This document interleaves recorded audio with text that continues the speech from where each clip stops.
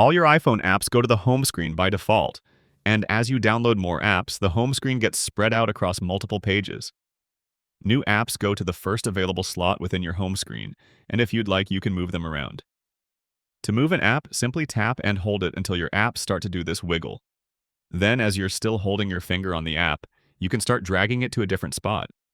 You can move the apps within the page you're on, or if you pull it to the side of your screen, you can drag them across different pages as well. The space on the bottom of your screen is the dock, and that's always visible no matter which page you're on, and you can drag apps there too. There's just a 4-app limit. Another way to do this is to tap and hold an app and then choose Edit Home Screen. Then follow the same steps and move apps where you'd like them. You can also organize your apps into folders. Drag an app on top of another app, and your phone will create a folder. Add as many apps as you want, and you can then tap the folder and give it a custom name. Just like your home screen has multiple pages, the folders can also have multiple pages. Tap and drag an app to the side, and it'll go on another page within that folder. If you want to take apps out of a folder, simply drag them out of it and find a new place for them. And that's how you move your apps around.